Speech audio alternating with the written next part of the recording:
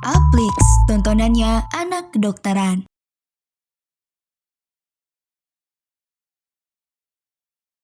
Nah, di video e-learning kali ini kita akan bahas tentang penyakit pada tulang belakang dan sumsum tulang belakang ya. Oke, adapun learning outcomes yang akan kita bahas, yang pertama kita akan bahas tentang definisi, kemudian gejala dan tanda, serta terapi dari penyakit pada tulang belakang dan sumsum tulang belakang. Outline-nya yang pertama kita akan bahas tentang HMP, kemudian flexopati, mononeuropati, gangguan vertebra, spondilitis TB, serta cedera spinal. Jadi itu adalah 6 outline yang akan kita bahas di video kali ini ya. Pertama kita akan bahas tentang HNP, herniated nucleus pulposus ya. Jadi HNP itu adalah keluarnya nukleus ya dari kapsul anulus pada tulang belakang ya. Ini. Jadi dia keluar di nukleusnya ya dari kapsul anulus tulang belakang gitu ya. Jadi nyeri di leher kalau dia ada cervical root syndrome ya, kemudian nyeri di pinggang ya, menjalar ke kaki, kemudian memberat jika mengangkat beban berat. Atau resikonya adalah sering mengangkat beban berat atau misalnya pada atlet angkat berat ya. Nah, untuk HNP-nya ada level-levelnya ya. Kalau misalnya dia di HNP-nya di level L5 gitu ya, dia nyerinya akan menjalar ya dari gluteus ke lateral, kemudian ke bagian medial dan ke bagian digiti 1 2 3 gitu ya. Weakness-nya adalah dia tidak bisa dorsofleksi ya. Jadi dia walking on heel atau dia nanti ada foot drop. Karena dia tidak bisa dorsofleksi. Kemudian atrofinya minor, kemudian refleksnya dia biasanya ada perubahan refleks pada knee atau ankle-nya ya.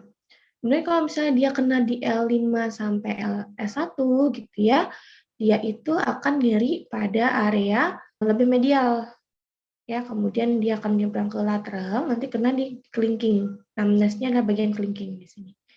Ya, kemudian dia tidak bisa plantar fleksi. Ya, dia kemungkinan akan jalan jinjit gitu ya, dia nggak bisa plantar fleksi. Kemudian ini akan terjadi atrofi pada gastrocnemius dan kehilangan refleks pada Achillesnya atau ankle-nya. Nah, ini kalau HNP kena pada bagian C5 gitu, nah nyerinya akan menjalar sampai deltoid. Kemudian C6 dia menjalar sampai digiti 1, digiti 2, C7 menjalar pada digiti 3 gitu ya. C8 dia justru nyerinya pada kelingking atau di digiti 5 ya dan pada belakang di sini. Oke, ya jadi kalau misalnya HNP di C5, kelemahan di deltoid yaitu bicep, refleks yang menurun yaitu refleks bicep dan pectoralis, yang area sensorinya melemah adalah di shoulder dan upper lateral.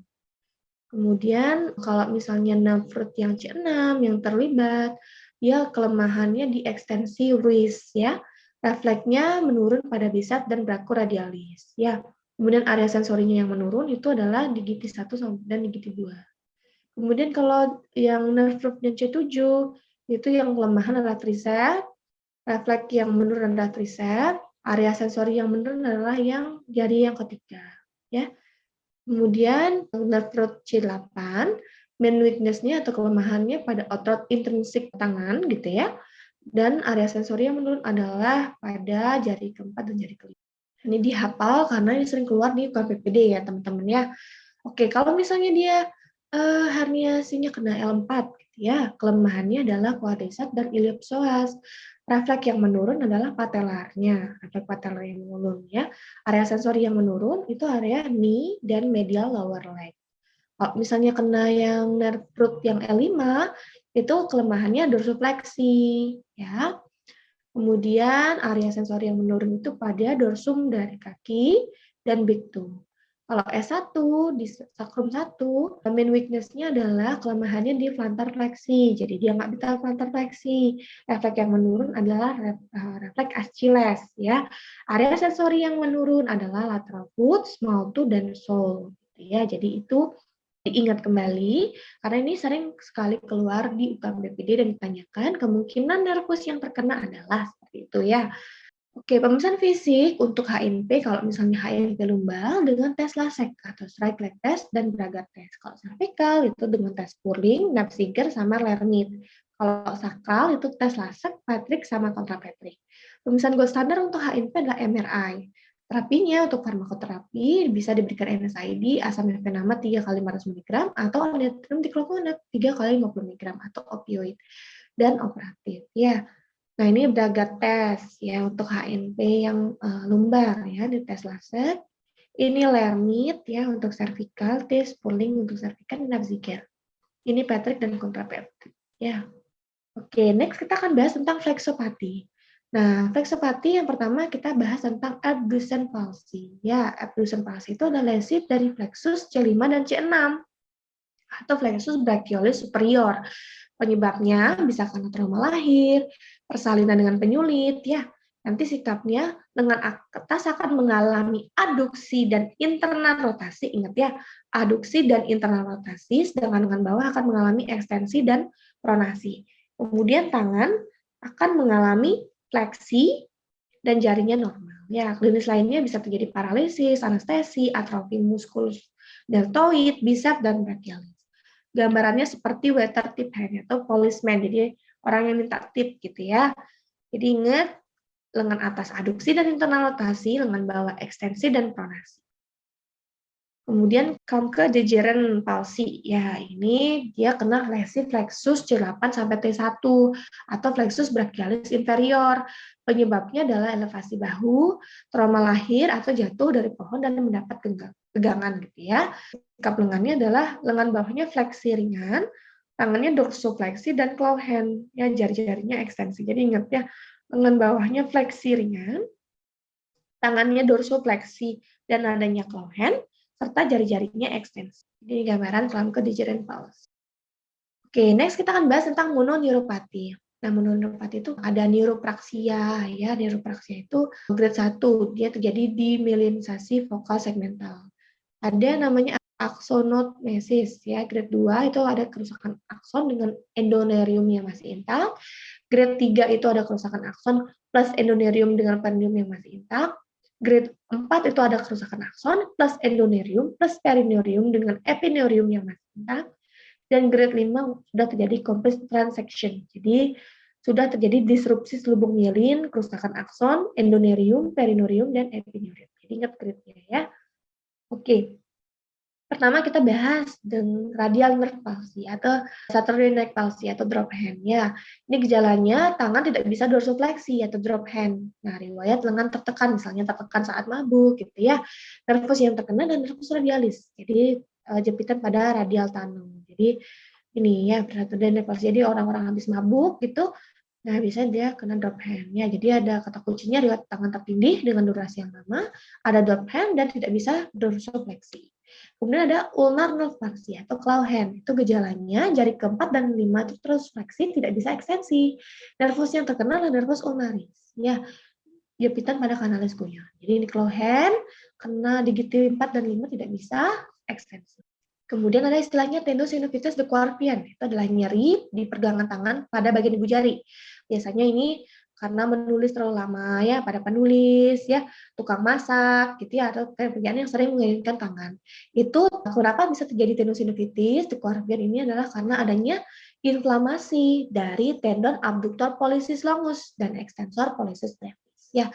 Pemeriksaan fisiknya dengan Finkelstein test. Jadi pasien diminta untuk memasukkan ibu jarinya, kemudian lakukan ekstensi maksimal. Apabila nyeri, itu pasien mengalami tendinosynovitis dequarpian. Ya, terapinya istirahatkan tangan, kemudian pemasangan splint dan pemberian NSAID.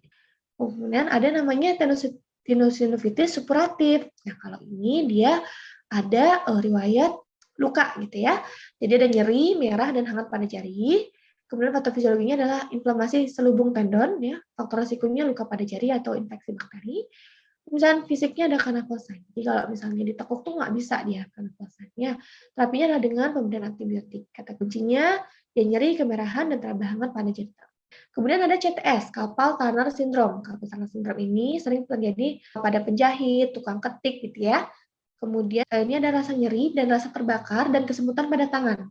Patofisiologinya adalah adanya kompresi atau tekanan di nervus medianus ya. Faktor resikonya ya ini pekerjaan yang sering menekan pergelangan tangan seperti penjahit, tukang ketik gitu ya.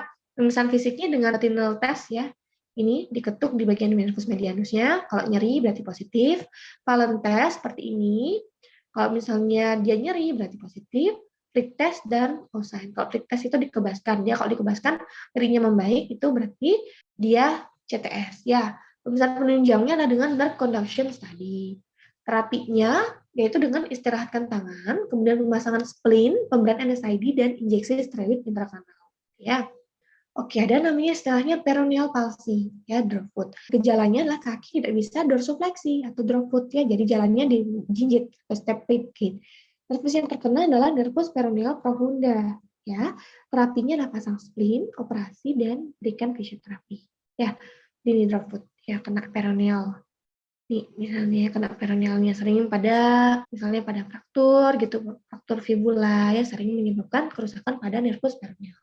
Oke, kemudian tarsal tunnel syndrome, TTS ya, itu ada nyeri, rasa terbakar, dan kesemutan pada pergelangan kaki. Patofisiologinya adalah karena terjadinya kompresi nervus tibialis posterior. Faktor resikonya sering pada pelari gitu ya. Pemeriksaan fisik adalah dengan tinel tes, jadi lakukan ketukan pada daerah medial malleolus. Apabila nyeri, kemudian kemungkinan itu TTS ya. Terapinya istirahatkan kaki, pemasangan sling, kemudian berikan NSAID dan injeksi steroid intrakanal. Oke, next kita akan bahas tentang gangguan vertebra ya. Nah, gangguan vertebra yang pertama ada spondylolisthesis, yaitu bagian interartikular yang patah dan vertebranya maju ke depan. Ya, ingat spondylolisthesis. Jadi ada yang maju gitu ya, bagian interartikular patah, vertebra maju ke depan. Kemudian kalau spondylosis itu vertebranya maju ke depan. Kalau spondylolisis itu bagian interartikularnya patah. Jadi nih, di bagian interartikular. Kalau spondylosis itu vertebranya dia maju ke depan. Kalau spondylolisthesis, interartikularnya patah dan vertebranya maju ke depan. Jadi itu perbedaan istilah ya. Nah, kemudian ada juga yang namanya ankylosing spondylitis. Jadi ankylosing spondylitis itu adalah peradangan pada tulang belakang yang penyebabnya tidak diketahui, yang dapat menimbulkan kelainan pada tulang belakang berupa penyatuan. Ya, jadi dia nyatu nih. Nanti kelihatan seperti bambu. Ya, jadi kalau misalnya dari X-ray kelihatan bambu seperti ini, jawabannya pasti ankylosing spondylitis. Ini juga sering keluar ya di PPD. Oke, next kita akan bahas tentang pot disease atau spondylitis TB gitu ya. Nah, spondylitis TB ini awalnya pasti diawali dengan gejala TB, ya, batuk lama, penurunan berat badan, gitu ya.